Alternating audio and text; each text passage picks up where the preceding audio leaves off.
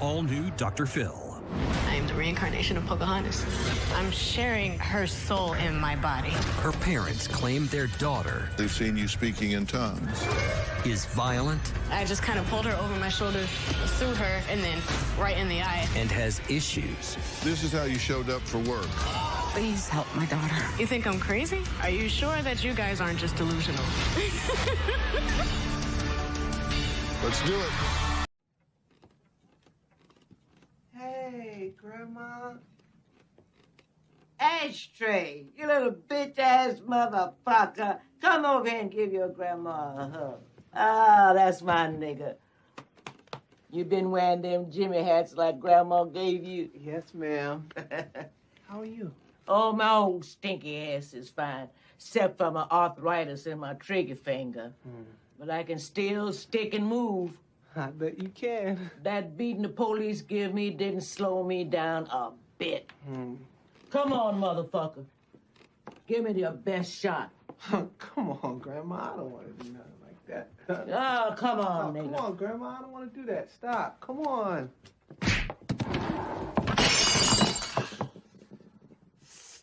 Ooh. Damn, them fake teeth are hard. Bye-bye. You still hit like a bitch, motherfucker. There you go, folks. Echo Episode 1, Disney Plus Miniseries. I wish Grandma from Don't Be a Menace was in Echo, personally. She'd be a great insertion into the cast of characters. Don't you guys think? No? Yeah. You don't think she'd fit in? No. Not the right genre, right? Exactly. But I had to play that though because "Don't Be a Menace" on the South, is a classic, and it's got to pop up on our movie radar this year. It has to. I have it in one of our intros. But MCU'S Bleeding Edge YouTube channel, podcast in the house, folks. We're waiting on Andre's pop culture guy. He's time sliding, hanging out with Loki, God of Vines, whatever the fuck he is now. Probably or Angela Bass, rubbing his Angela Bass's feet, but he'll be here eventually. But in the meantime, I luckily get to moderate episode 1 of Echo on the panel, giving us a solidly contributive hour. Kyle for the True Believers podcast, True Believers or Marvel Cinematic Universe podcast, right? Along with the other bonafides. And of course, Cyberneticshark, my loyal veteran content creator co-host, here with the, as usual, spot on green screen with Echo looking badass on her motorcycle bike. I apparently motorcycle bikes are her thing. I wasn't really completely aware of that, but now I grasp that from episode 1. Now, first question, y'all. Who's already watched all the way through the whole season? Not yet. Not enough time in the day to get through a whole thing, but I'll probably have it all watched by the weekend. I watched 3 of the episodes. Are you going to go ahead and rock the rest of the last 2 out tomorrow? We'll probably. Yeah. The wife's liking it, so yeah. Oh, good. Well, hey, the wife's liking it. That's always a positive. Yep. That's usually a good sign. Cyber's wife is normally known as a pretty good, signal for these series, whatnot. If she likes it, it's probably pretty dope. Except for Boba Fett. I think she was all in on that, right? And then we know how that went. Especially the Tuscan translator scenes. No, the Speed Racer scenes, or the whatever it was, the punk Speed Racer crew, whoever, whatnot. They're the ones that kind of threw me off a little bit. But no, so Kyle, it's good to see you again. Good to have you back on the MCU'S Bleeding Edge. I hope that you and Kevin are doing well. I saw that you guys had some content up. I actually caught one of your shows recently.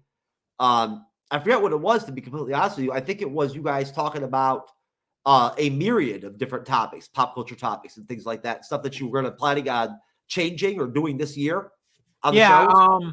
We recently had our culture clash, because kind of our general pop culture show on the Fandom. That was what it was. Yep. And we were just kind of reviewing our 2023s and talk about what we were hopeful in 2024. And we're going to have a little fun over there this year, because we're going to have a topic, at least for the first half of the year, where we're going to talk about different time traveling films and TV shows, and kind of highlight some time travel to maybe a better age of entertainment, all depending. But yes, there are some strange time travel movies out there. Yeah, I saw that you guys wanted to delve deep into time travel. I don't think that's a bad trope at all to go into. I'm going to go ahead, and I think it's a good premise to start off going into Echo episode 1. I'm going to drop the first trailer, which I think it's honestly, I don't want to say it's a masterpiece, but it is an outstanding trailer. And it's the one that really, I think, got all of us over here at Marvel Studio. We're not Marvel Studios. I think it's the one that got all of us over here at the MCU's Bleeding Edge sort of more excited and more wide open, going into covering the series, as opposed to being a little bit more maybe pessimistic coming off Hawkeye. Yeah, no, I thought the trailer was outstanding. No, most definitely. And I've got to turn off echo cancellation really quick and whatnot. But yeah, Kyle, was this the one that kind of, when you saw this kind of like changed your mindset? Yeah, I was kind of going into the Echo going, I'm not so sure. Like I liked the Hawkeye series, and there was moments with her, but I just I don't know if she can carry her own thing. Plus, I wasn't sure, considering the state of how the Marvel projects have been of late, and the fact, a lot of different reasons. It was an eye opener and a shocker of what this trailer was and seeing what they were going to do with the show. Maya.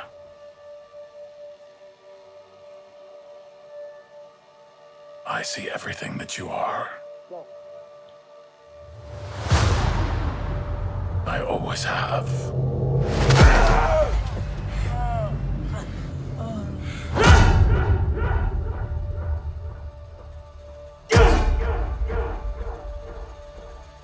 Great sounding things.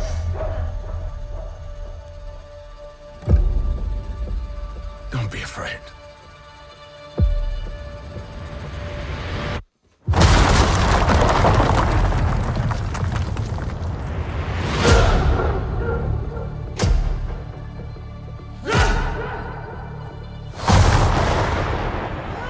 You have so much pain in you. So much rage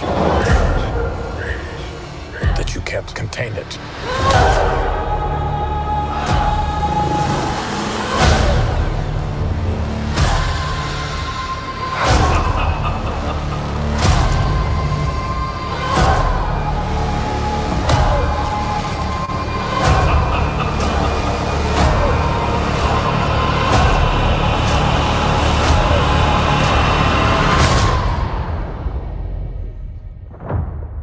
You and I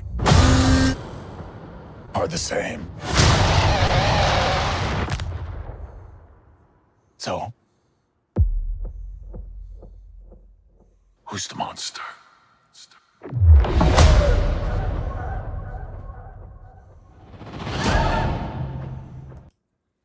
Love the music. I do. I love it. I love the I think those are war drums, aren't they? Something along those lines. Yeah. It reminds me of like war drums. But what do you guys think? I'll start with you, Kyle.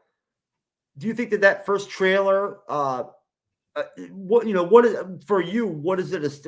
When you first saw it or saw it for the second time? What did it lay out in your view in terms of what we were going to get in the series?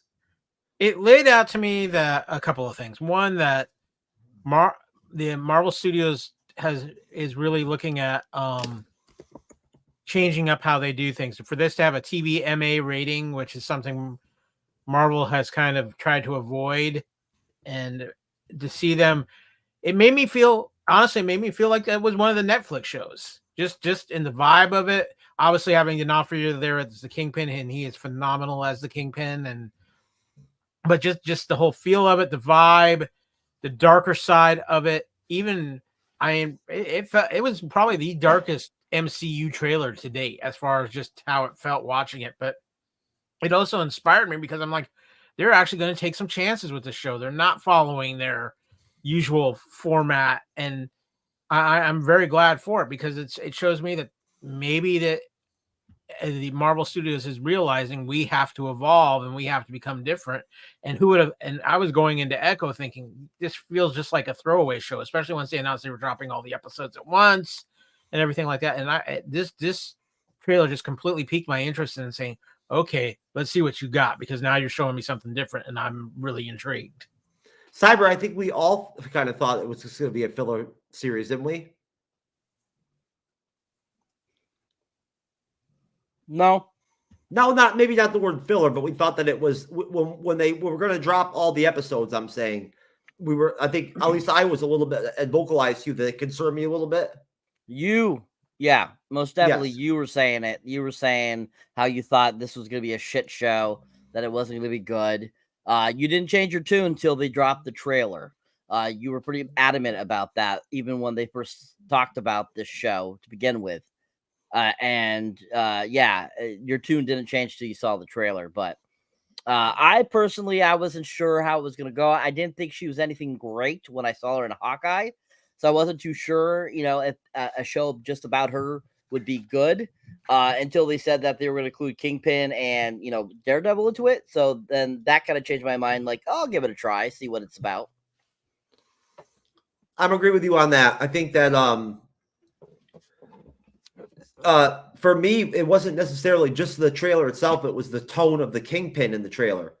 That he's sort of he's almost honestly in both the trailers, which we'll play the second trailer later on. He's basically the overarching emphasis of the trailer, right? It's their dynamic, but at least he's the one that stands out the most to me. Well, I think that the aspect of that too that I find highly intriguing is when you watch Hawkeye, and I'm a fan of the Hawkeye show. I really liked it, but it was a muted version of the Kingpin from Netflix.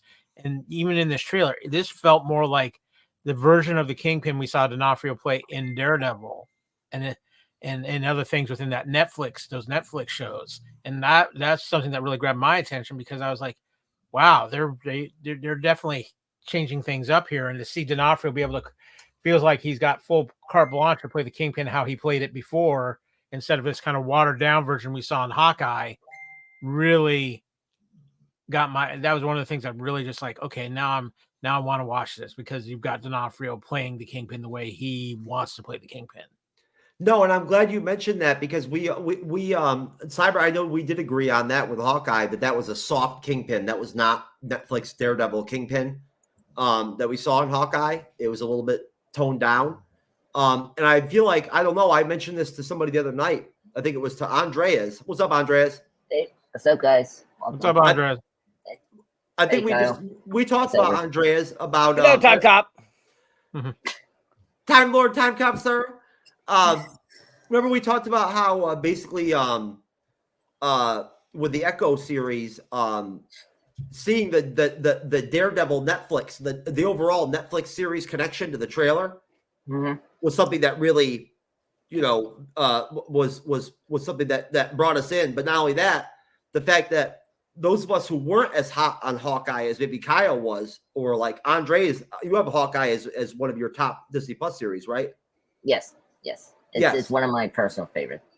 Well, I told him I felt like Kingpin being vindicated in this series and Echo being vindicated in this series, as far as I'm concerned, that sheds good light on Hawkeye, to where I can look back at it now with a different lens and maybe appreciate it more, which I think is positive as a fan. Well, I think another key thing that is with what Marvel's doing right now with this show, because I think this really does have an effect on the show, is basically now they're saying the Netflix shows are canon, and that really, I think, adds to this show in particular with the D'Onofrio connection and the Daredevil connection, and what the world is that they're obviously trying to set up on that street level Marvel that Kevin Feige has been talking about doing for a while, including and finding a way to work Spider-Man into that street level. And I think you're seeing the development of that more so with this Echo show than we've seen with anything else to this point that's been made by Marvel Studios. We've discussed that on the show that there's been a demand, a craving for more street level fare in the MCU for a while now, that they've kind of gone away from it a little bit and whatnot, since maybe the Falcon the Winter Soldier and Hawkeye. And besides that, we've not gotten much, which is where we expect more from characters like the Punisher, right? And certain characters like that, Spider-Man. But basically, I guess, Andreas, since I didn't give you, a chance to, since you weren't here, did you already go ahead and watch all the episodes, or did you just watch the first episode? No, I just watched the first episode. Tonight I'm gonna finish the second episode. Okay. Yeah. Can I say my thoughts very quickly? That's where I was gonna go next. Was just okay. I'll go to you first, and I'll go to Cyber, then to Kyle. Start to finish, but when you took in the whole episode at the end, that first episode, what were your thoughts? Where were you at, Andreas? Okay, sure. Yeah, so I think from the first and then towards the end, I was very satisfied. I thought that the first episode was really engaging. I thought it accomplished everything you need to know about the series moving forward, and adding more, I think, mythology and lore with Echo as a character, with the Indian culture and all that. I thought it was a good start, and I thought it gave you everything what you want. I was very surprised, certain things that I wasn't expecting, like the Daredevil. I wasn't expecting Daredevil to be right away in this episode. I thought it was going to be later in the episodes, but no. I was like, oh yeah, this is going to be good. So yeah, overall, I love this episode. I thought it was great. It just gave you everything what you need to do. Need to know more about Maya as a character. So I like that we got her, brief origin, and then get back to Hawkeye, kind of catches up with that timeline, and then pretty much half the last episode was just setting up what the show is going to be moving forward, which was great, and they handled that so well. Like, this episode was well paced, and hopefully the series is well paced. So yeah, overall, I was satisfied. Cyber, same question, sir. Just isolated to episode 1.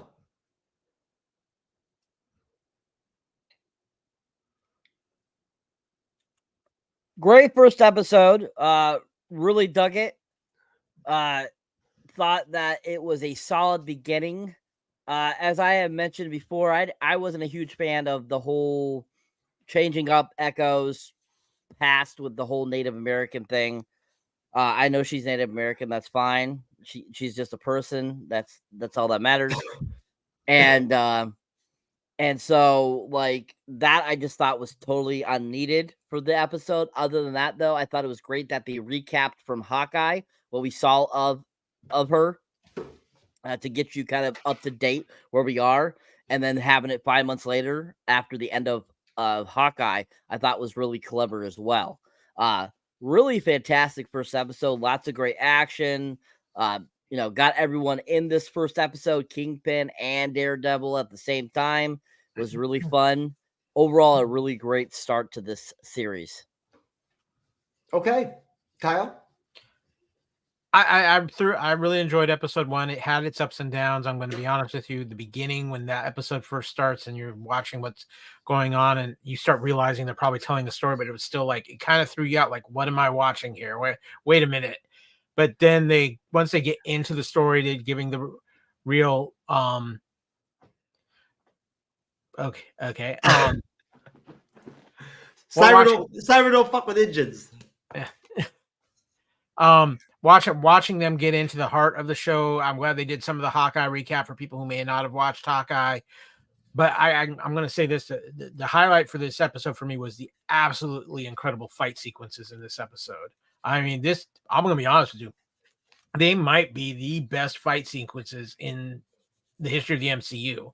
That fight between Maya and Daredevil was phenomenal, and it felt like I was just watching what episode of Daredevil on Netflix. That it had that kind of feel to it, and I mean that as an ultimate compliment because I thought the fight sequences in Daredevil on Netflix were phenomenal, and I think that was good. I like getting into some of Maya's family and a little bit of getting a little bit more intriguing backstory there. It's got what I'm liking about it is it's got me very curious about the directions that we're going to go. Are we going to see Daredevil again before this series is over, or was that Charlie Cox's one shot as Daredevil in here? If it is, I'm fine with that because it was a phenomenal sequence. But I'm really wanting more of him to make at least one more appearance. And of course, D'Onofrio is just a tour de force as Kingpin. When he's on the screen as Kingpin, he dominates it in a way that he is probably, in my opinion, as it stands right now, the second best villain in the MCU as far as just actor portrayal and how they've made him. I agree with you. Below Thanos, he's probably the most actual tangible force as a villain, right? All encompassing. You know what I mean? That especially when it comes to the casting, they couldn't have cast better to play the role. I don't think anybody, but we could be wrong. But D'Onofrio could have pulled off the Kingpin the way he has. He just his general mannerisms and his general disposition as an actor fit well into the character, and he seems to be very enthusiastic about playing it, which I always like to see. Like genuinely, not like he doesn't half-ass or fake anything usually. When it comes to being asked questions, he is definitely one of the better actors we have in Hollywood these days, and he is definitely one of those actors who, when he goes into a character, he submerges himself completely into that character. Yeah, the old school way of method acting. So basically, I don't think there's any way around, especially now that Netflix is canon. I mean, they've already gone ahead and set it up on Disney Plus now to where they have the Netflix series laid out across the MCU timeline, fit in between different properties. Like that's where they're set into the timeline now. The Punisher is in between two MCU movies, right? Like it's all there. It all fits right in. As opposed to when we come in for episode 2, and I'm sure Cyber will probably focus more directly on the details of the episode. I don't see how there's any way around us ending up tying into Daredevil Netflix series, into tying into Hawkeye, and I want to go into that direction. I just want to start off by simply saying that if you're hearing all you guys contribute, I just want to point out that maybe that was part of the missing piece, I think, in Hawkeye with Echo, was that they didn't give us any backstory, right? Really at all. You know what I'm saying? And they just thrust her into things. And, maybe what that was why they made the series was because they saw the potential, right? If they actually did flush out her backstory, and then bring it in, and then connect it to the direction they're going now. Where we're going to get all these Netflix characters back, except for what's his name that played Iron Fist. I don't think they're not going to have him back. Denny Rand. That's got to be a recasting. I think as an interesting point though, with what I watched in the first episode of the show, I really truly believe that we're going to go back and look at it when it's all said and done with whatever direction they're going in. That we're going to look back at Echo and some of these other things. It's going to be the story of the Kingpin. And I think that Echo's a chapter in the story of the Kingpin, because I think they've got something big planned with D'Onofrio. They do. He's as well. We've talked about this personally. Yeah. And I sent you that article yesterday or today that connects it all to where I remember telling Cyber, talking on the shows months ago, they're going to end up building something to where I'm telling you in that next Spider-Man trilogy, the Kingpin is going to end up being the overarching villain of the trilogy. Yeah, I think there's big plans there, and I think we're going to look at one of the things we're going to look back at this show is to really see the framework it's setting up for this Kingpin story that we're about to get told. And it's going to help us, and it's going to bring back the interconnectivity that we all love because we're seeing it. Look, we got Daredevil and She-Hulk, we got Daredevil and Spider-Man 3, right? Briefly. Mm-hmm. Now we're getting Daredevil and Echo. We're getting Kingpin and Hawkeye. We're getting Kingpin and Daredevil. We're getting Kingpin and Echo. That's an interconnectivity, and it's going to be on a small scale. So this is where things are going to separate into the bigger teams. You're going to have different corridors of the MCU, where almost each section is going to have its own villain, almost, right? which was always ultimately what the plans were, I always thought, with the MCU, was to eventually get to a point where there be multiple teams, multiple sections with your supernatural stuff, which is coming too, right? And this might even play into it a little bit in terms of Blade, the Midnight Suns, which Andres and I have talked about recently. But I feel like this is a springboard into us heading in that direction, and this Marvel Spotlight stuff is great. I've heard it described as two different types. One thing as a spot to go to for fans that don't necessarily know all of the canon from the previous content, but can come right in and watch the shows and enjoy them. Then also as the spotlight for the more graphic, grounded level, as Feige calls them, grounded level type characters, which I enjoy. I like that they're doing Marvel Spotlight. This is our first rated R, whatever they call it, whatever the word is that Disney uses, rated R series. We know Blade's going to be rated R, but I think Cyber, for the longest time, we worried about how the Punisher was going to be handled, right? How Moon Knight was going to be handled before Moon Knight came out. This vindicates, I think, in a way that they are paying attention to the fans and know that they've got to go rated R with some of these projects. Would you not agree, Cyber? Well, yeah. I mean, we had conversations about how, yeah, they definitely need to do the series TBMA because of how successful the Netflix versions were. And if they changed it, they wouldn't have the same reception if they hadn't done that. So I think that, making Echo, TBMA was a smart choice by them, especially because Daredevil Born Again will be TBMA. And I think that they're getting back on the path of, hey, hello, Netflix did phenomenal with these shows. Why the fuck don't we do this again? And so that's kind of, how I feel we finally are starting to get into that direction now. And this is kind of that beginning point of showing that. Now, this series was created by Marion Dare, also known as Heather Marion, best known for her contributions to AMC's Better Call Saul, creator and showrunner of the 2024 Disney Plus Marvel miniseries Echo. Now, on top of that, we also have essentially Dare, Amy Rardin, serving as head writers on this, and then Sidney Freeland leads the directing team. Best known for the short film Hoverboard and the film The Drunk Town's Finest. Now, of course, Alka Quox reprises her role as Maya Lopez, Echo from Hawkeye. Charlie Cox is in as Daredevil.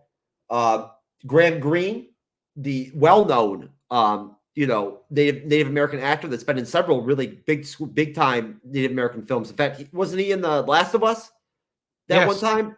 Mm-hmm. Cyber, in that really comedic opening scene of that one episode. That was great. Him and his wife or whatnot. That was one of the funniest moments of the series. They also brought in as I believe it was the aunt, another actress who I've seen in a lot of other big Native American films. I think she was also in the recent, she played the mother in the recent 3-hour-long epilogue Scorsese film. Killers of the Flower Moon. Yeah, she was in that one too. So essentially, the premise of episode 1, which is of course called Chaka, and now Chaka in the Choctaw, story is as it's displayed in the opening scene of the episode. And this is where things get a little bit alien-esque, right? And a little far out there. What they basically display is the coming or the beginning of the Choctaw people, right? Through Chaka. We get a scene where they're sort of underground. There's like a circular pool similar to Thor's pool in Age of Ultron, right? They're all underground. They're crusted with dirt and shit and whatnot and everything. All these different, Choctaw. The roof suddenly collapses in. They emerge, and the Chafa character is the one that leads the people, right? And it is basically the first Choctaw person, to lead, the first Choctaw to lead their people and whatnot and everything and save their people. The story is conveyed, though, through shadow puppets. It's cute in a tent with Bonnie, right? And then, of course, Echo or Maya when they're children. And we see in positive times and good times, and this is where things can get kind of dramatic and emotional in this series, because we see the uncle, and the aunt, or William's, wife's in-laws, or their parents. We see them together. William being Echo's father that dies in Hawkeye, and of course worked for Kingpin. And we see the aunt, the uncle, right, sort of hanging out with William's wife, and then right off the bat, Maya's mother, who also is deaf, right? Hence why there's such use, no knowledge and use of sign language in the family, because you see everyone can do it pretty much. She innocently wants to take Maya to the store, I believe, to get her like ice cream or something like that, or whatever, whatnot. Their brakes fail on the way. They get T-boned. It kills the mother. And you see Maya take like a shard of metal into her leg, right?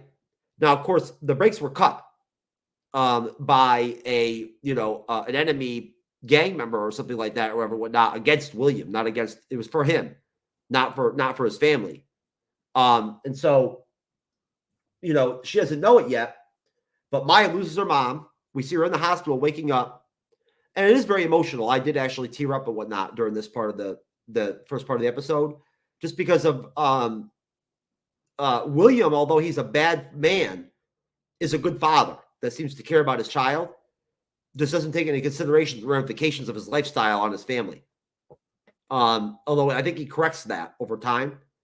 And basically, he's told, like, you're no longer wanted around here.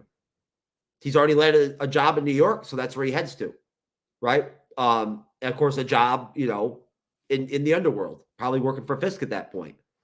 So I'll stop there, and I'll go to you, Kyle. Your first thoughts on the intro of where they went with the introduction of the title of the episode, the Chaka character, right? Who we also see later on, Echo have flashbacks or like dreams of, right, in the episode, and then everything that leads up until basically, right, Maya and William in New York and their life there.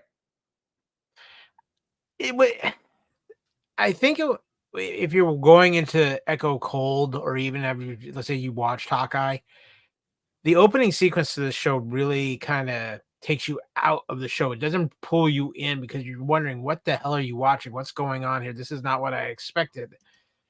But once you get past that and you just realize that they are it's these two kids telling a story about their ancestral background, and then as they get more into what's actually happened with Maya and the things that happened to her, it starts getting intriguing again. I'm curious to see how much they're going to play this ancestral stuff in throughout the show. From what I've gathered, it looks like it's going to be quite a bit, and maybe even tie into some other aspects of the Maya character. But I think in this case, to establish what the family dynamic is for Maya, and is going to make the character development much more interesting as we get to dealing with more modern time in the show and not just as much flashback. And I think it's going to reveal a lot and be very interesting to watch. Well, as long as in the finale she doesn't become the Captain Marvel version of the Super Skrull. Well, and the finale, she's going to just be doing stuff with Megan Thee Stallion. So okay. Cyberneticshark, sir, then I'll round it out with you, Mr. Andre, as the pop culture guy. Sir, what's your take on that opening scene, and then the meat of the real important, what I obviously part, being the introduction of Maya as a child with Bonnie and the family, and then where things go from there. So just like as Kyle, as soon as the episode begins and we're supposed to be like 1,000 years in the past, I was like, what the hell is this? And so like I mentioned before, I didn't think that any of that was necessary to start off the show or even a part of the show. And once it gets into the actual meat of the episode, we get introduced to younger Maya, and we get acquainted with, her family that lives in Oklahoma. And, I thought that was great that they decided to finally kind of give, Echo her kind of backstory to get it started. It gives us that kind of, a little bit into the insight, like how she lost her leg, what happened to her mother, why was her father working for Kingpin, et cetera type of deal. And so the beginning sequence there, it wasn't bad. It wasn't horrible, but at the same time, it was still nice to get kind of that little bit of backstory to understand who Echo is a little better, which I really appreciated that. But other than that, I thought it was pretty basic, opening into the series. Mr. Time Lord, Time Cop, sir. Yes. Yeah, I'm different from you guys. I actually like that cold opener with the astral plane, like Aster 3. That was kind of intriguing. I really liked that because I not spoils, but I guess they're trying to give Echo her powers in this series, and if they are doing that, and then I kind of like how they're doing that in this show, like not giving us too much explanation. And so I'm very intrigued how she's gonna develop them, and it's really cool because it's both grounded and supernatural, and that's a cool thing. But yeah, I really enjoy that sequence because it was just so it was very beautifully cinematographically photographed by the team here. I really like how that scene would just look so beautiful. The makeup was really awesome, which I really like. I like how they transition them into the real world, like snap of the finger. I was like, whoa, okay. And then they're their skin was peeling out. That was that was intriguing, and so I like that. But hopefully they answer those questions soon in the series. I don't want them to just leave it and then not answer it. But a lot of shows like Breaking Bad or Better Call Saul kind of do those sort of things. If you've seen those shows, or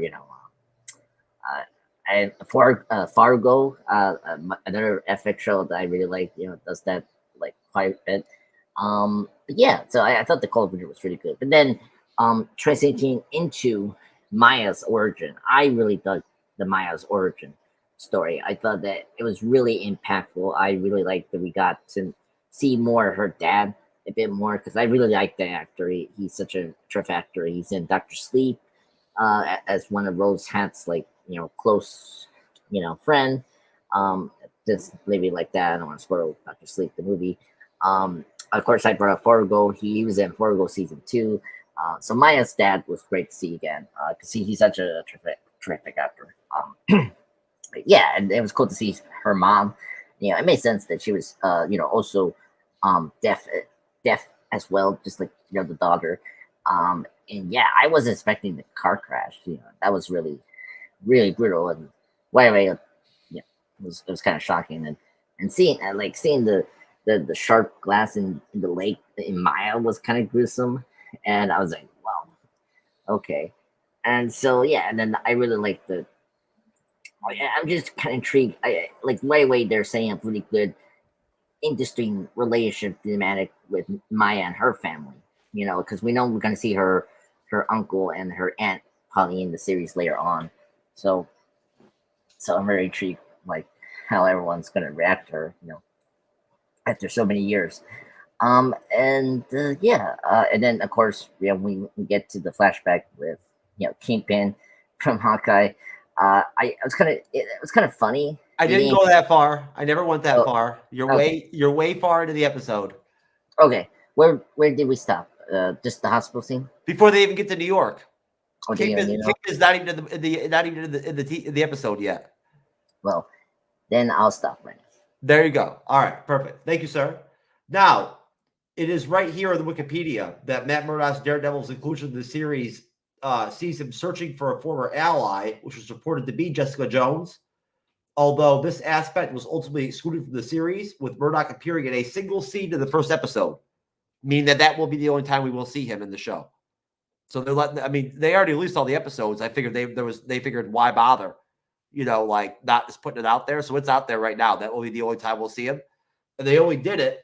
The reason was that they wanted to make sure that they honored what came before Echo, right? But also push forward Daredevil Born Again by having him pop up as a part of his evolution as a character throughout the timeline. Now they're going to later on in this episode mention a 5-month time gap from the scene of Hawkeye where Echo shoots Hawkeye in the face. That, just to give you an idea where we're at in the MCU timeline at that point with that 5-month jump, that puts us at, let's see, it puts us at, I had it just 2 seconds ago, something in 2025, I believe. Let's see. I'll find it in a moment. I had it and I lost it. But basically that 5-month jump point they do is 5 months off of the Hawkeye series. So after shooting Kingpin, most of the stuff we see in the first half of the episode is all sort of like backstory for the most part. Now, the scenes you see, anything that's tribal, that is actually shot in the Choctaw Nation area of Oklahoma, rather than the Blackfeet Nation in the comics. And essentially what they explained, the writers, was that they felt like this area of Missouri that they've shot in and whatnot and everything, this Oklahoma area that they shot in, was attractive. It allowed the writers to make it a character in the series almost, which I felt like actually worked in the first episode as a theme, as its own character with its own sort of soul and its own sort of vibe. And I'm not going to get into the deep aspects of the town itself because we haven't gotten that far in the episode. But basically, where we go from there is right into essentially William in New York. Things move pretty quickly for a 51-minute episode. This is the longest episode of the show. I didn't even know it was that long until I went and looked after I watched it. But we get them in New York, right? Now, I wanted to mention that Chula did see the bird, the mockingbird or whatnot, the omen bird, before the death of the mother, and what happened to Echo. So they interwove that into it based off of that intro scene, that mockingbird, whatever it is and whatnot, that pronounces events, but whether good or bad as an omen. So going to New York, we see William basically, explaining to Maya,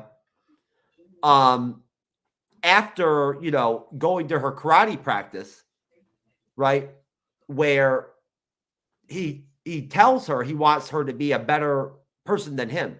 He doesn't want her to follow his own path.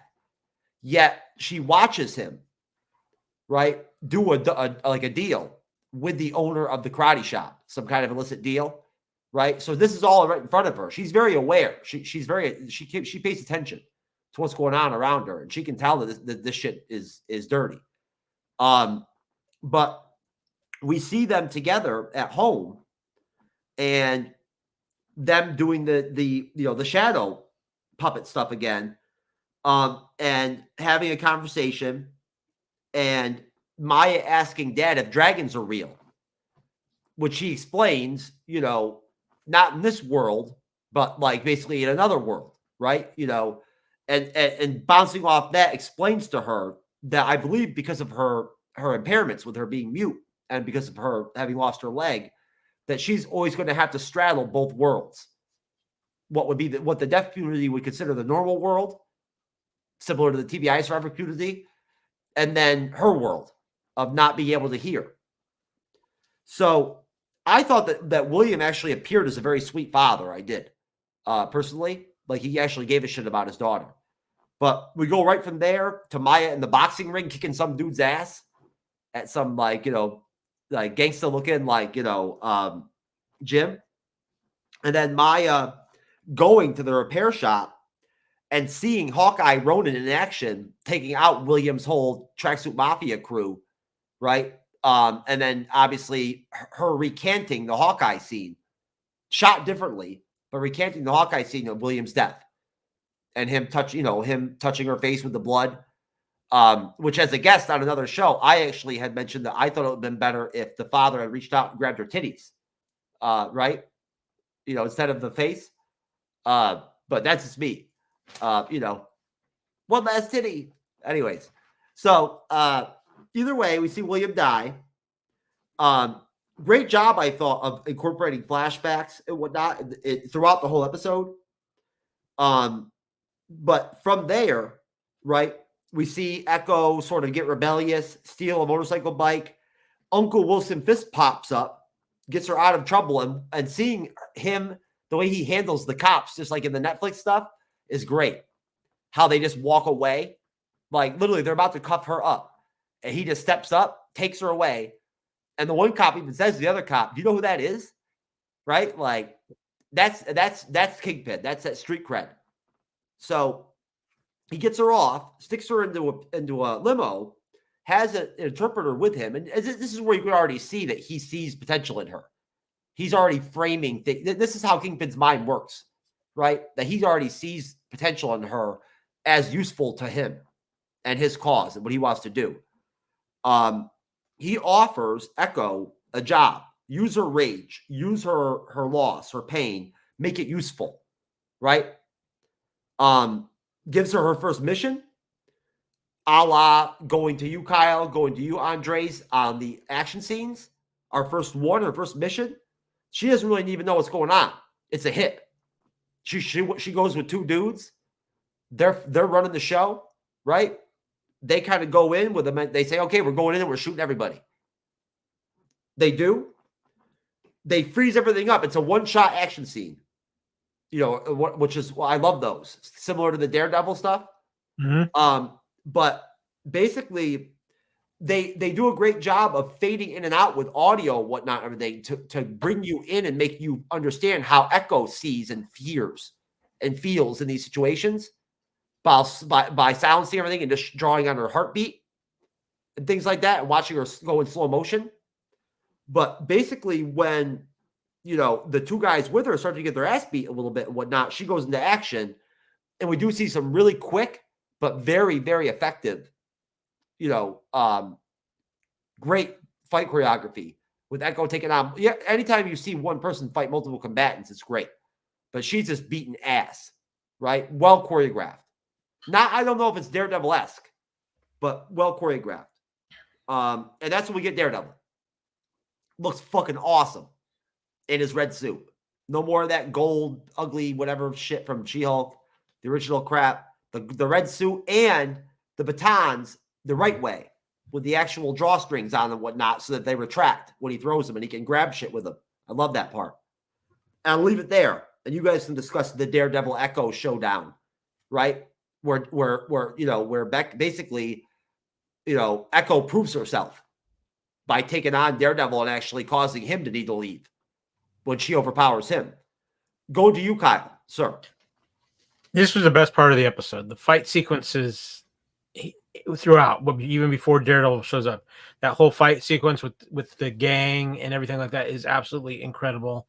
You go back, we get a little bit more of Echo's story. We get the finishing telling of and why we're at where we're at with Echo at this point. And I think that's important. I think it was handled very well. But again, it comes back to, for me, the fight sequence, getting Charlie Cox back as Daredevil, absolutely beautiful choreographed fight sequence. I'm a big fan of how at times they would kind of give us the Maya perspective with what she feels and hears. Like when she breaks the one guy's neck, she doesn't necessarily hear it, but she feels it.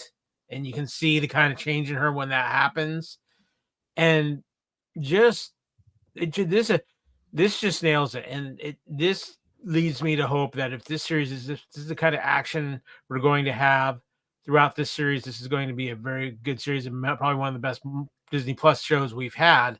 I just want to throw out too, right after this scene, of course, is the scene where you have her uncle talking to her, and he's talking about, yeah, a lot of my men have faced him and not fared as well as you, complimenting how she fared against Daredevil, which is a big deal, especially to the Kingpin in his eyes. So I love the interconnectivity there, even if it feels a little bit just very low key, and if blinking you'll miss it kind of thing. Sure. No, I think that's a great point. And no, and Kingpin does say that. He flat out says that you did even better than I thought you were. Andreas, sir. Yeah, I agree with Kyle. I mean, this was the highlight of the episode for me. I wasn't not expecting Daredevil to be the first episode. That was a huge surprise. I mean, all of us knew he was coming in the show. I mean, we saw the trailers, but I wasn't expecting him to be right away with the first episode. But it was really great. Yeah, I like the details. Like this show did a really good job of showing Maya and like depicting deaf people and how they use their senses. You know, like it was really cool to hear the heartbeats. And when, you know, as Kyle brought up the, you know, when Maya break one of the guy's neck, you don't hear the heartbeat. That was such a cool, you know, way to communicate us that the person is dead because of what Maya did, you know, breaking the neck. So that was really cool detail. So I really like that, you know, just giving us this very details of how Maya is like hearing and like feeling, because, you know, she doesn't talk and, you know, she has to use other senses to like react to these things. And so that was really impressive. And yeah, when Daredevil came in, it was like, whoa, crazy.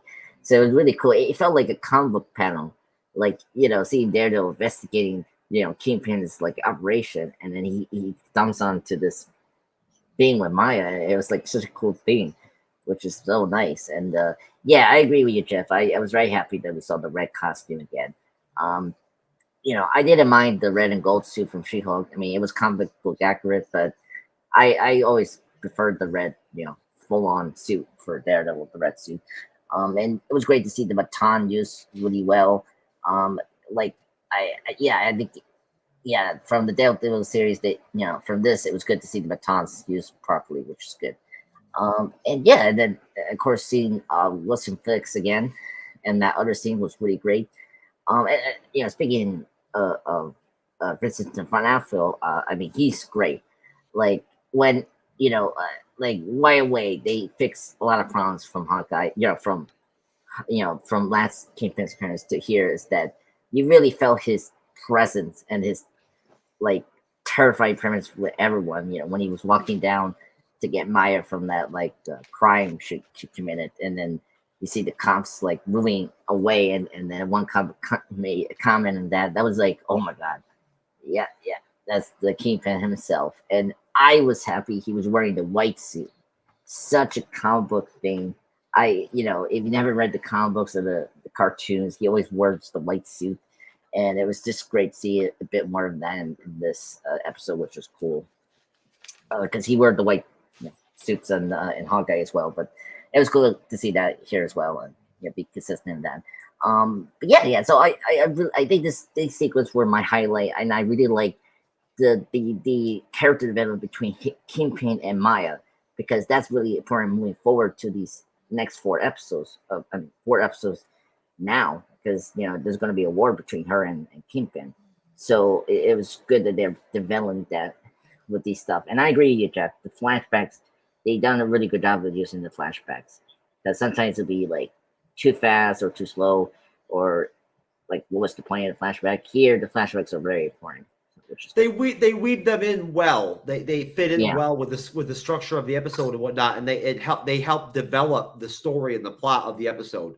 I thought they serviced it well. They reduced them over time to where, like, towards the end of the episode, where when she leaves New York, you don't see them really anymore, right? So basically, Kyle, you've got to take off. Yeah. I gotta take off here. Unfortunately, the alarm goes off a little bit too early than I liked this time of year. So that's okay. You're tired, I can tell, brother. So I figured, I would just go ahead and give you a chance before I go over to Cyber to answer that question, and we wrap the rest of this review out. If you want to go ahead and rate the episode, I've already got Fandom Podcast Network pulled up and whatnot, so you can do some plugs. But if you want to go ahead and drop your final thoughts in the episode and drop your rating.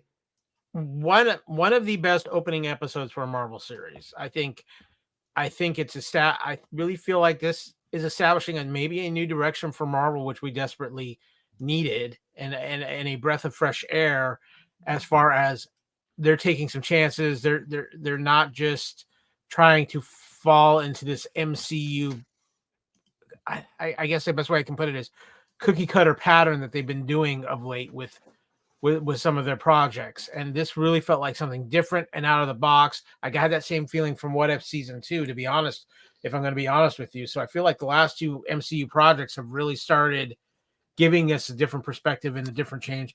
I think Echo is going to be one of those series that we're going to look at it kind of the opposite of how we looked at a lot of series from Marvel lately, where we had high hopes for it going in, and it disappointed. I think Echo is going to be the reverse of that. I think we're going to get a show that we weren't sure about. We weren't quite sure how things were going to go, and it's going to end up being a lot better than anybody thought, and it's going to be a phenomenal show. And I think it kicks off with this first episode in every way possible. I think putting Daredevil in this episode as a way to pull people in was the right move, and it's going to be a tour de force for D'Onofrio this whole season. I don't doubt that, but I think overall this show is going to surprise. It might not be everybody's cup of tea as far as the MCU goes, but I think it's going to do a very good job of establishing itself and establishing, I think, that street level type storyline that they want to start telling as they kind of diversify things in the MCU, and I'm really looking forward to it.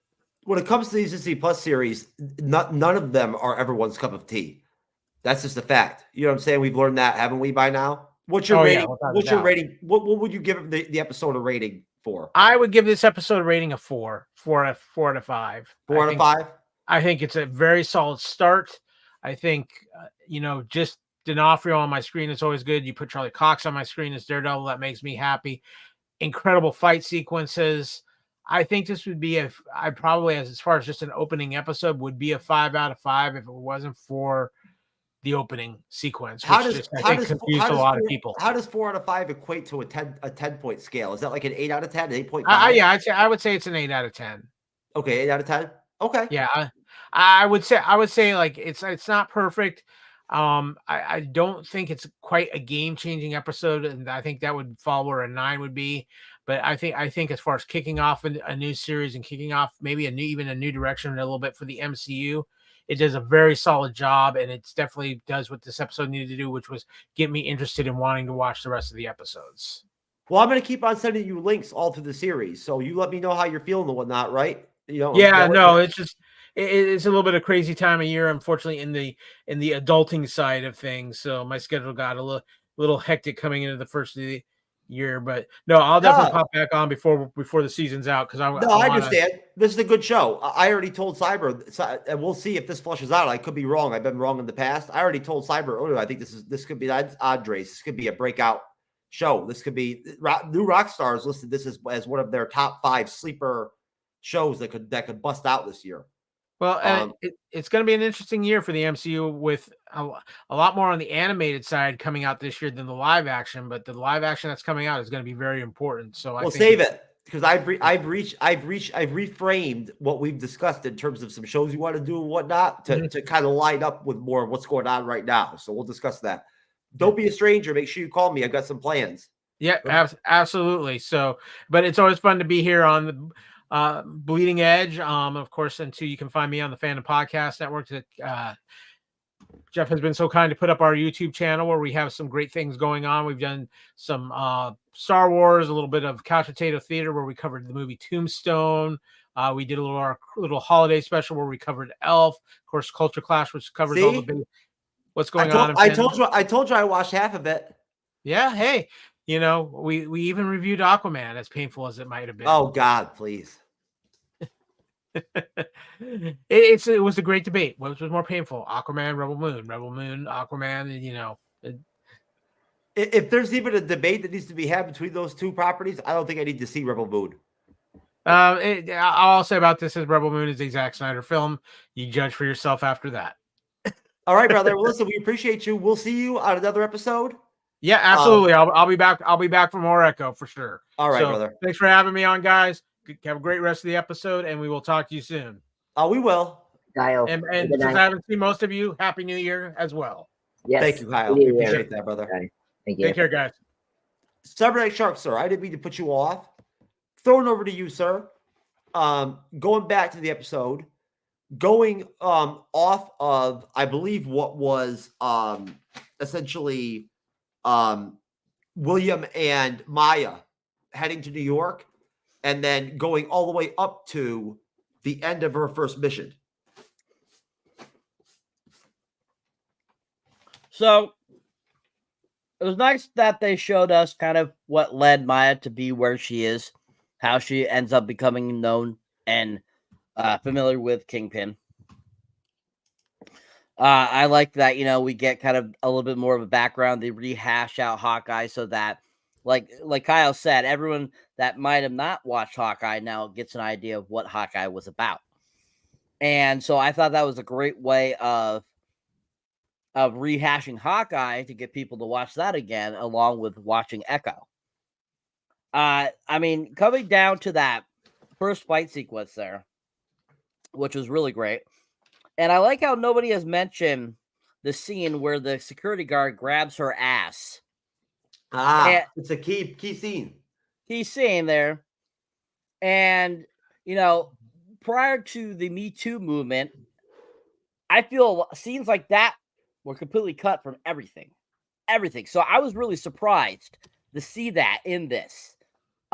Because I feel like they've really shunned away all the different, companies, Disney, 20th Century Fox, all those, stuff like that. They all shunned away because of the Me Too movement, a couple of years back.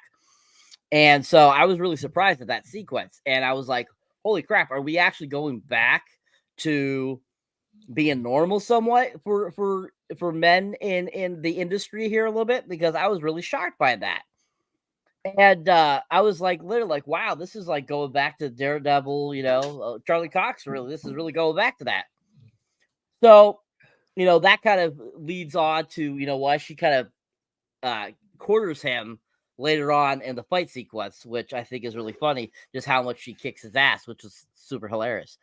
And, but that sequence is really interesting because we go back and forth, not hearing to hearing to not hearing to hearing while the fight sequence is going on. You see the other companions there trying to talk to her, but of course, because she's deaf, she can't hear them. And the fight sequence, I hands down, the fight choreography in this show is amazing. It is so well conceived and well done. And it is all done so well, very much like the Daredevil series or any of those series that came out. Their fight sequences were always really well done. And I mean, the fact that, Daredevil comes in right off the bat, which was really freaking awesome, really pulls it in, him wearing his original red suit again, which was so phenomenal to see. It felt like watching the original Daredevil series again. And it felt like the MCU is finally starting to make a turn into the right direction for what they need to do to bring their fans back.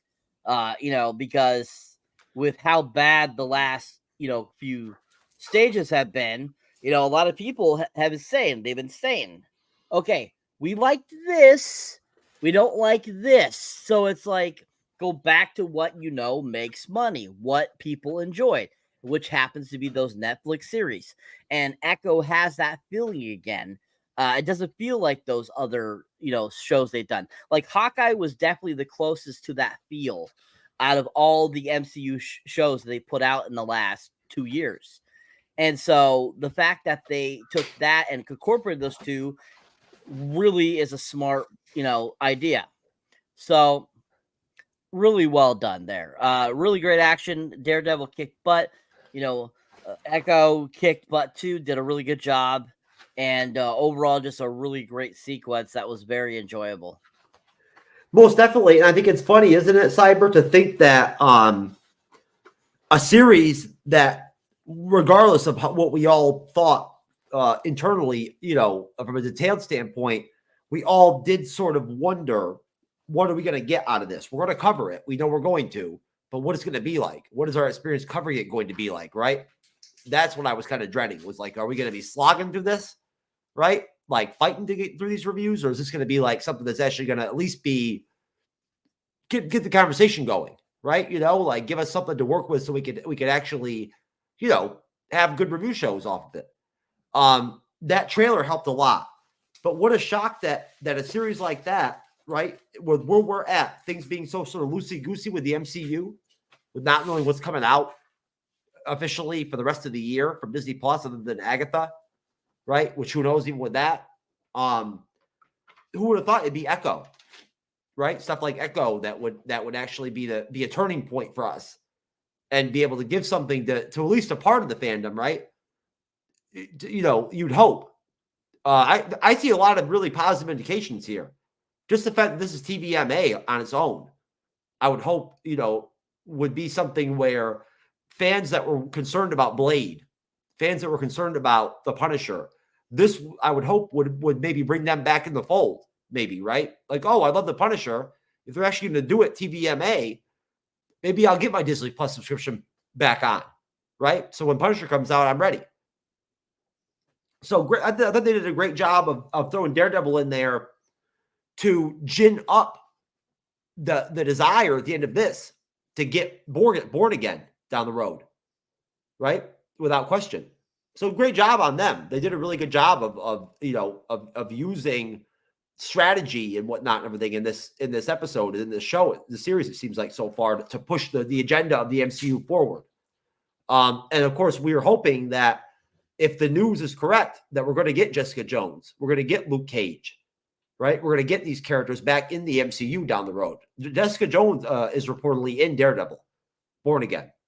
So, and you know, from what Marvel Studios has said, they won't officially say that Luke Cage is coming back, going to be in the MCU, but they have said that he will not be recast, right?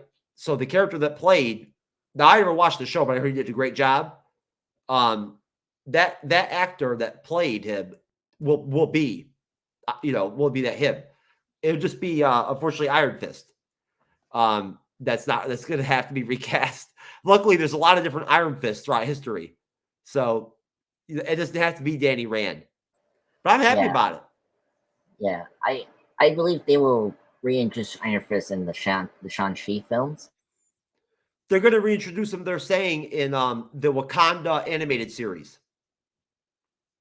Uh-oh. Now we got Andres going, you can't be Iceman because you're not Cyber. That's a very serious face, Cyber. We should take a picture of this.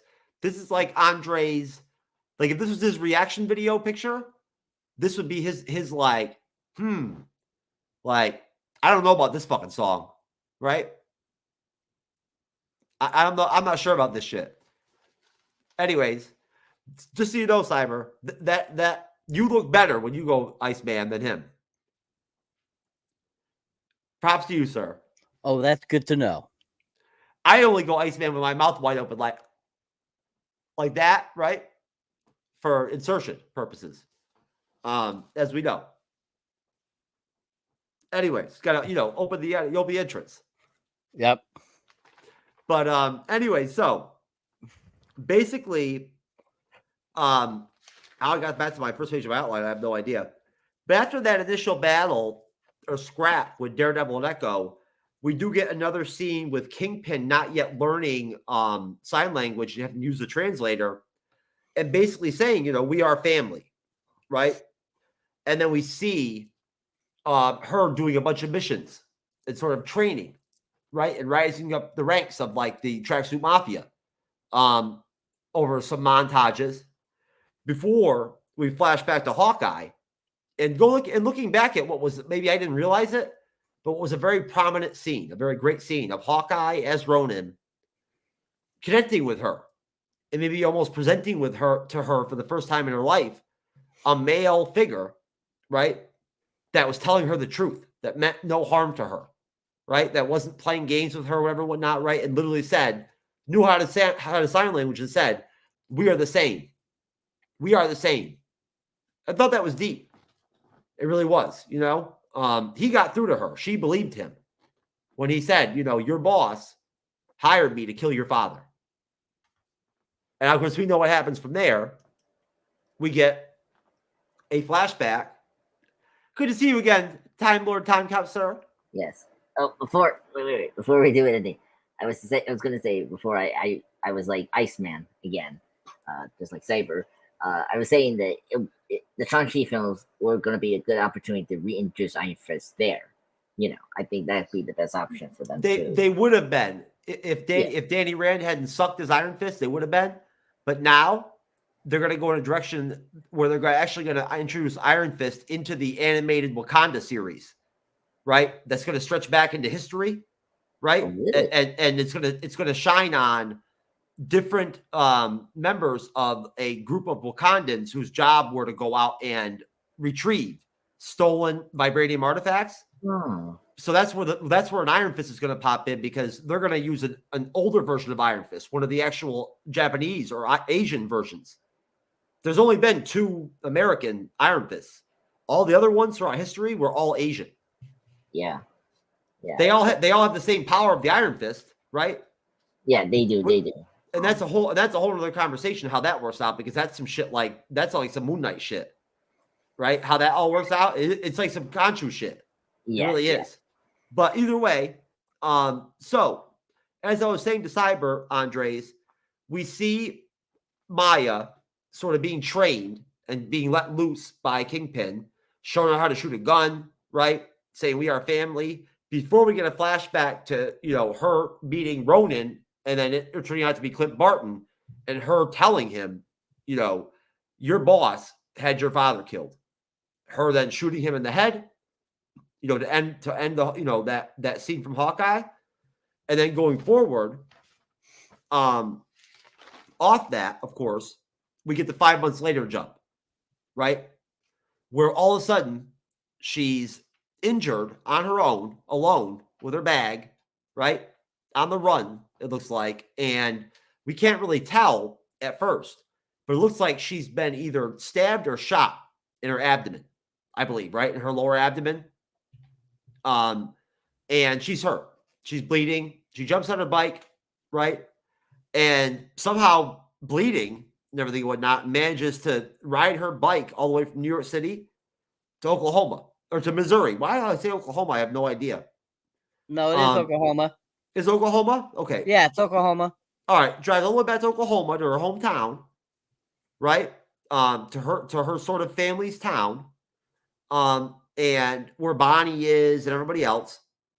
And she, I guess, kind of like finds the hidden key to get into Grandma's house, right?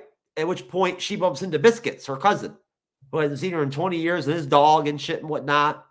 Says she's only there for business. She's not there to, visit family, whatever and whatnot. But I think this is going to be a concurrent theme throughout the series. And you guys can tell me what you think. Where they're gonna show her in her where she's from, right? Her, the both worlds deal, because she grew up here, right? This is basically home. And then it's also going to go back to New York, and we're going to have some changes in scenery, I believe. But essentially, she pulls a Daredevil Netflix series move like Matt Murdock, and actually sews up, and it's pretty grotesque. Sews up her bullet wound to her best ability, and then goes to see one of her buddies from back in the day at the skate rink, who I forget his name at the top of my head. Does anybody remember who?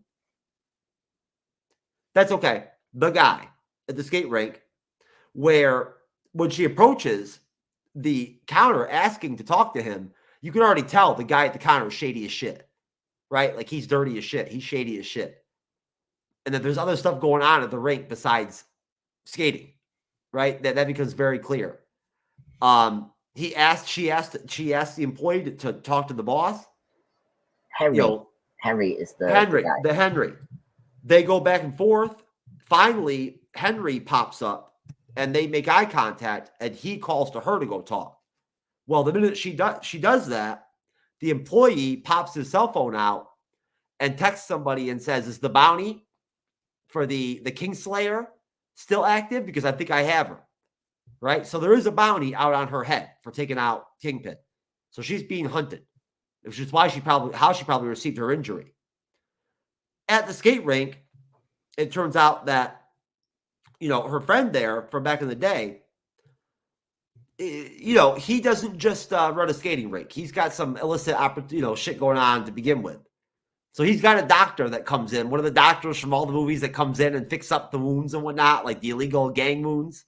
That comes in, treats her wound and whatnot, everything, right? We see through the window Fisk shipping right there, which makes you wonder if he works for Fisk. I'm assuming he probably does. That they're connected. Either he's, shipping through Fisk or whatever. We see Fisk shipping. They go up to the top of the building, and we get the scene where it's a time for a queen. Now, I don't know how you guys felt about that. I thought it was a little bit kind of like overdone when she said that, to tell you the truth. But you can give me your opinion. We then head into a scene where we see a hospital room with a monitor beeping, labored breathing, and then seeing Kingpin is alive with a patch over his left eye, but alive. And we cut out from there. And that's the end of the episode. So, Cyberneticshark, sir, take as much time as you want. I know I laid out a lot there purposely, but there's a lot of details out. For you guys purposely to go ahead and, and give me what you want off this. I gave you basically the second half of the episode to work with. So I apologize for throwing that much at you. But Cyber, sir, if you want to just go ahead and give me your thoughts, break down or mention anything I left out that you found poignant at the skate rink, in the dialogues, that she had with her family members and the people that are in there in the town, and just the town itself. All right. So, we go the 5 months later. She's injured, which I thought was really cool when they showed the wound. I thought it looked really good. I thought they did a good job of making that look real. And, basically her just deciding to go into her grandmother's house just cracks me up. I'm like, wow, you're just brazen, aren't you? And just making herself at home there. I was like, what the fuck? Like, who keeps their hidden key for over 20 years? A lot of people. And so, her going in there, like taking refuge there, kind of cracked me up. And I was like, wow, this is really brazen. But then being introduced to her cousin there, Biscuit, which I want to know why they call him Biscuit. I really want to know this because he kind of looked like a really sad trailer park version of Zach Galifianakis, as I said, as I'm watching it. And I was like, what the hell? Who is this guy? I'm like, he looks vaguely familiar. And when I was looking him up, I was like, man, I don't think I've seen him anything. But his name is Cody Lightning. Now, Cody Lightning, whose last name is Lightning? I've never heard of anybody having the last name Lightning. That's just hilarious. Indian people. And I've never met any Indian people, Native American, that had that last name. But I think that that's quite interesting. And to mention that too, all of a sudden now my wife wants to have that as a last name. I don't know why, but she does. What? Anyways, so you get that introduction of Biscuit, who you can see seems a little slow to an extent, I feel. I don't know what's going on there, but I think I don't know if that's intentional or that the guy just acts like that, but he felt a little slow. But that was an interesting introduction there. Her, being reintroduced to this cousin Biscuit, and him knowing sign language so well really impressed me. Especially if she hadn't been there for 20 years, who else is deaf in this community that they have to keep remembering sign language for all these years? But anyways, so they have that great scene. She asked about his truck, and he says that's grandma's, and so with that, she's like, okay. And then she ends up going to the skating rink, and we get that guy. We got that great kind of sequence where that guy is like talking to the different customers and stuff before she kind of interacts with him. And definitely, off the bat, he definitely looks skeevy. He definitely looks like he was up to no good to begin with. And you get that kind of where she's like trying to, says she wants to talk to her friend, which he is family, I believe. I don't know if he's like a cousin or an uncle or something, but he's definitely related to Maya. And saying that she wants to talk to him, she's like, well, you got to rent a pair of skates to be able to talk to him. And then he pops up behind her and like points at the DJ counter saying to follow him. And we got that great sequence there where, they kind of reintroduced to each other over the years. And her, sign language saying, we need to talk in private. And then he brings in that mortician, which, yeah, that chick's not a doctor. She's a mortician to stitch her up. And, so we have that great sequence there. They have some funny quips and lines there. And that mortician, cleans her up and stuff like that. And then he thought that was the only thing that, that she needed. And then he finds out that she has a bigger plan while she's there in Oklahoma, and that she's, making more of a mess of Kingpin's ring of things. And we have that sequence on top of the tower there. Of course, we get that great glimpse of the Fisk Industries there, whatever the business happens to be. That, of course, is definitely something having to do with Kingpin. And we definitely find out later on, about this particular person, and if he works for Fisk, you'll find out. But it definitely is an interesting little scene there. Her saying it's time for a queen, and I'm kind of cracking up there at that moment, and I'm like, why is it time for a queen? I just don't get this. Like, what makes you think that you could be the next, like, Kingpin character? Like, you could be the one in charge just because you shot him? I mean, really, you thought that shooting him in the head was going to kill him? Like, you apparently don't read the comics. Kingpin is a lot harder to kill than you think, people. And, so they have that conversation, and that the other guy, the skating ring guy, is like, Henry is like, I don't want to get involved in this. I don't want no war coming here. And, says he's not going to help her after she asks him for his help. And so we get that kind of sequence there. And then we end up going to seeing that Fisk is alive with that, like, monitor thing. And we hear him breathing and stuff like that, which I thought was really cool. I mean, getting Kingpin like several times throughout this first episode was really great. And, I think that was a great way to end the episode. Great, like, kind of tie into, really get more Kingpin down the road, because, he's kind of like Echo's main antagonist. And, but yeah, I mean, seeing him, like, it's like everyone knew, like, he's not dead. Like, she didn't really kill him at the end of Echo. We know something happened to him, but we know he's not dead. So that, I thought that was a really cool, like I said, a cool way to end it. But there's so many great, like, sequences in this film or episode that are just so well choreographed. The fighting is so well done. And like I said, I was really appreciative of that. They took the time to give you a recap and give you that backstory that you didn't get in Hawkeye. And this first episode did a really good job of giving that. And overall, I think that, this second part of the episode was just as good as the first part. Really fantastically done. Really great first episode to this series. Andreas. Well, I thought the getting to the present was pretty cool. I really like this part. I think, seeing Maya after the aftermath of Hawkeye was really good to pick that up. It's good. And, seeing her getting, I'm trying to remember, like, that she got hit by one of her friends in the season finale of Hawkeye. I try to remember, like, that happened.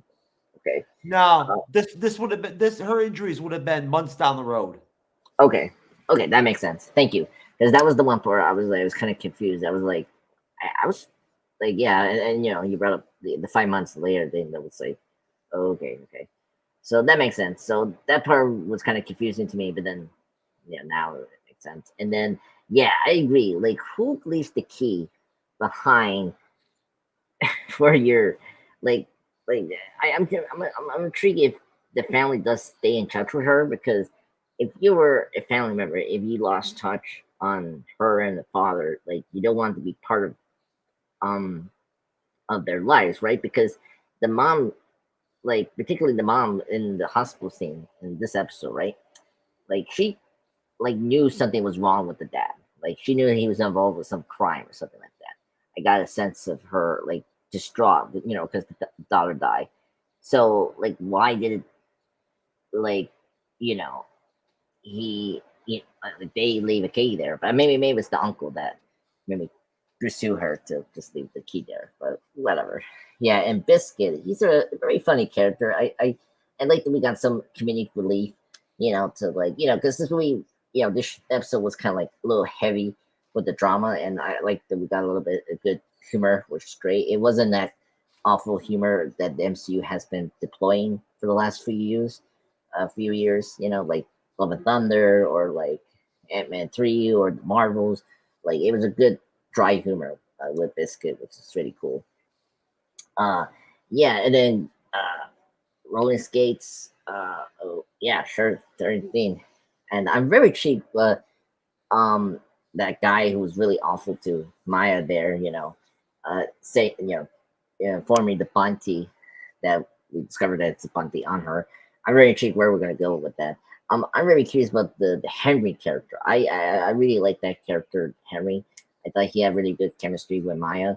So I'm very curious how their relationship is gonna unfold, because he's gonna survive after this episode. Which is good. We see a few clips of him, which is great.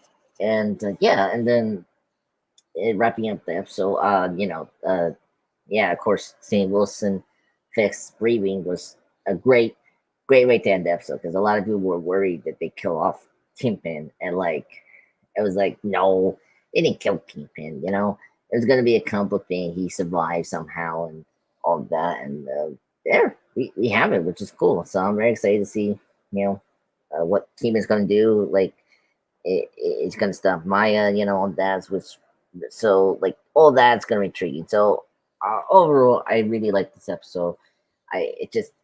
I'm very pumped for a grounded, gritty TV show. So I think the show is in a good start. So hopefully they can keep up the pace and the action well. Okay, that sounds great.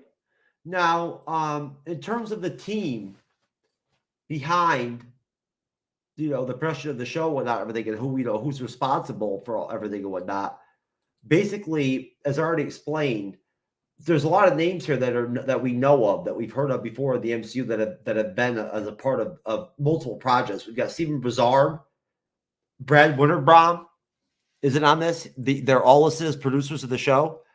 They put a lot of work in on something I think that's obviously very important, and that's they focused a lot on the sign language part, right? They made an effort to differentiate in the beginning of the episode the Indian family with Scully, right, and the mother and everything and whatnot, and them being able to speak, right, while also use the hand signals, right, or the however you want to call it, because the mother was deaf for a long time, since like birth or whatever whatnot. She learned to read lips and read signs, right, whereas Maya can't do that. At least not at this point. She's more adept at it now at this point in her life, but in the beginning she's not able to do that. And they wanted to differentiate that how people sign with her is different than with the mother and with the family. There's a different way. Why don't we go ahead and do ratings of the episodes real quick and whatnot and everything, and then we'll do any final thoughts before we get out of here. I'll start right off. I'll give the episode a 9 out of 10. Cyber? 10. Andreas?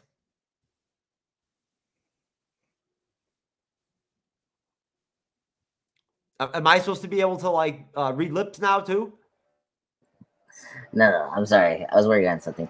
No, same with you, Jeff. 9 out of 10. Okay. Final thoughts going into episode 2, Cyber? Looking forward to seeing what else Fisk brings to the table, because Vincent D'Onofrio is fantastic as Kingpin. His presence, his voice, his look, everything about it is on point, perfection for Kingpin. And I'm looking forward to seeing just where exactly, this all takes us and what exactly we get, because he's such a fantastic character. And, I mean, the actress that plays Echo, this being one of her first things that she's ever done, she still only has this 2 faces. Either this look or constipated look. What about half smile? She has the half smile too. So no, I only see 2. So yeah, I think that she still has a lot of work to do to be a good actress. Fight choreography wise, she's really good. Like I can see why they picked her to play that portion of it, because she does do a good job with the fighting and she kicks butt.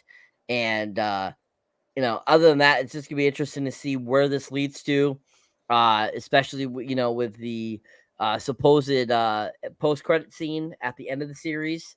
And it's gonna be really interesting to see just how this completely unfolds completely after these 5 episodes.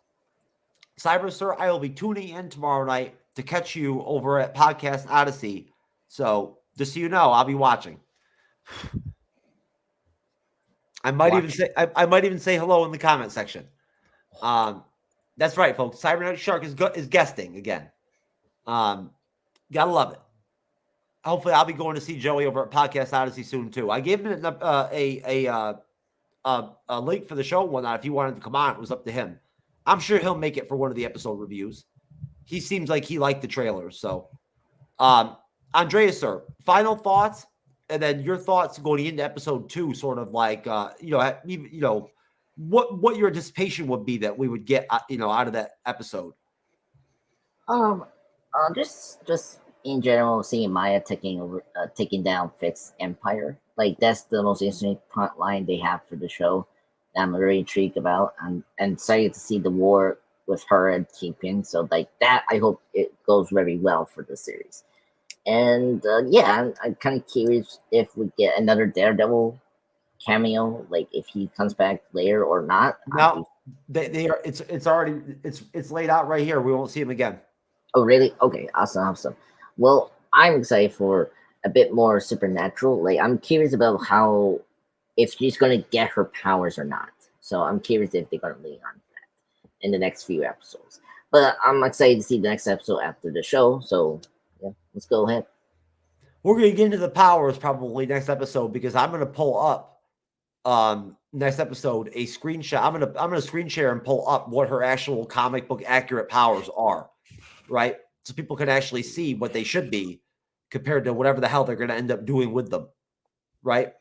That might be my only real problem I might end up having with the series, is just really drifting way too far from her comic book accurate character, which worked already and is perfectly connected to Daredevil, right? In terms of her, using some of the same senses that he uses to fight. That's how her powers are supposed to work. Like Taskmaster, she uses those powers to then mimic combat styles in combat, making her basically unbeatable. Right? Because she can counter anything you do. Now, I guess they're going to replace that with Chaka. She's going to share a soul with Chaka. Right, Andres? You haven't seen anything yet, sir. She's going to share a soul with Chaka, just like with your buddy. Today on an all-new Dr. Phil. I am the reincarnation of Pocahontas. I'm sharing her soul in my body. Her parents claim their daughter They've seen you speaking in tongues.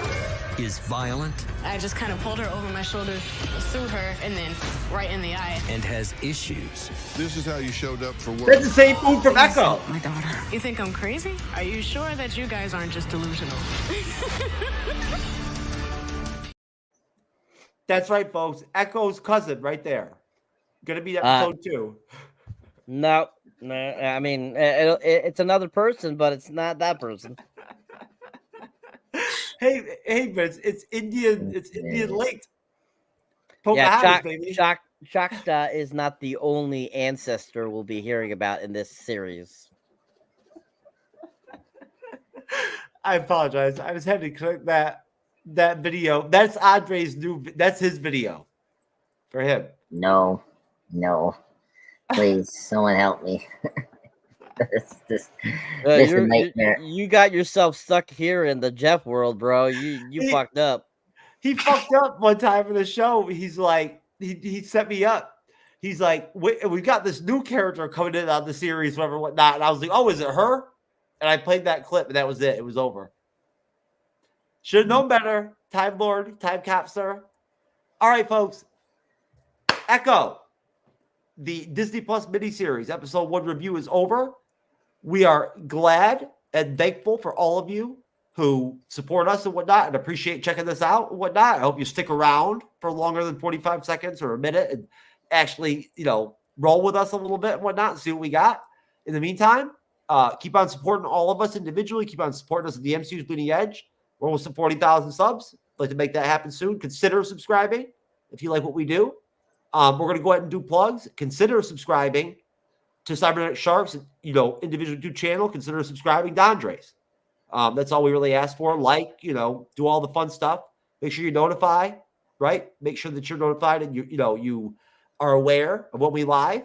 Besides that, so again, we thank all of you. I think we're all pretty happy with the first episode of Echo. It certainly wasn't bad.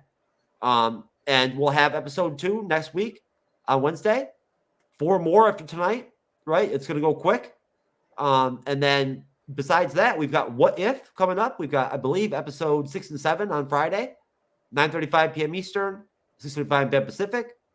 Cyber will be moderating that one. And then we're going to wrap that up the Friday after with episodes 8 and 9, which I believe will probably end up hopefully maybe being the best ones of the season, but I haven't seen them yet. Just based off the titles. In the meantime, besides that, over at the MCU's Bleeding Edge Report this Monday coming up, we are reviewing X-Men Animated Series episodes 5 and 6. Yep. And starting the show off at 10 p.m. Eastern, 7 p.m. Pacific, with a continuation of our Deadpool 3 preview, mixed in with the the impact of the Jonathan Majors firing on MCU's phases 5 and 6. So it should be pretty interesting. Yeah. Yep. And then our Aquaman 2 review is coming up too. We can't wait. I guess we're gonna do it. I'm just joking. Okay. I was like, what? We haven't let's do it. We haven't gotten your pulse on Aquaman 2 yet. I walked out on it. I loved it. That's okay. I had my son with me too, though, and he was bored. He was getting bored, so I had that pressure where I couldn't really just roll with it and whatnot. He was very unhappy with the movie. Hey, let me say this. It was not bad. If you like the first Aquaman movie as this stupid, fun, blockbuster film, that's what it really was. And I enjoyed it. It wasn't great. I mean, it wasn't as bad as some of the other DC films this year. That's true. But yeah, but I thought this was better than Shazam 2. But it wasn't as great as The Flash. I thought The Flash was a much better movie than that. Blue Beetle's the best for this year for DC film 2023. But that's me. Hey, that's your opinion, sir. I think The Flash. I think just the Supergirl in Flash was better than Aquaman 2, but that's just me. Yeah. Oh no. I like The Flash more than this movie. I'm saying I don't. Oh, I got you. Yeah, I don't think Aquaman 2 was great as The Flash. I thought The Flash was much better than that film. Just more emotional and way better. I just think. I'm on the same page with you now, brother. Yeah. Cyberneticshark, sir. Am I correct in saying? Am I accurate in my guess that you gained 3 subscribers since the last time that we checked? Yes. I called it, sir. Had not had that, and I apologize. Anyways, folks, if you enjoy my content here or enjoy me on the MCU's Bleeding Edge as a moderator or on the panel, definitely check out my solo content. Find me under Cyberneticshark under YouTube, TikTok, Instagram, Facebook, X, pretty much any social media platform. You'll find me. Just look for Cyberneticshark to find me. I can see there my most recent reviews are Wonka and the trailer for reaction for the new upcoming Civil War film, newest film coming out from Alex Garland, who has done quite a few big hits over the last few years. Civil War, definitely check out the trailer. It is a very, very familiar looking type of film that a lot of you are probably like, interesting. That seems very interesting, that it seems very much coinciding with the world today. Waka was a fantastic film. Definitely check that out. Really fun film. Definitely should check out that review. As you see here, my most recent couple shorts are, of course, for Cube 2 and Cube, which are a great sci-fi trilogy. Cube Zero is the best of the series if you have not seen it. Dream Scenario is a great Nick Cage film if you haven't seen it. Check it out, people. But yeah, let's get us to that magic 1,000 mark, people. Let's get some of those hours up for watching time. All that good stuff. Help me and Mr. Andres get to our magic 1,000 numbers. Hey, good job on the face-off short there, brother. That you killed it on that one. Yep. Let's see how you did an Iron Claw. Oh, not bad. I gotta see. I don't know how long Iron Claw is going to stick around in the theaters, but I'd have to imagine that it's not going anywhere soon. No. At least another month or so. All right, Mr. Andres, the pop culture guy, man of many projects. Yes, Andreas, pop culture guy here. Thank you everyone for joining us for this review of Echo Episode 1. I'm up to 874 subscribers, so pretty cool.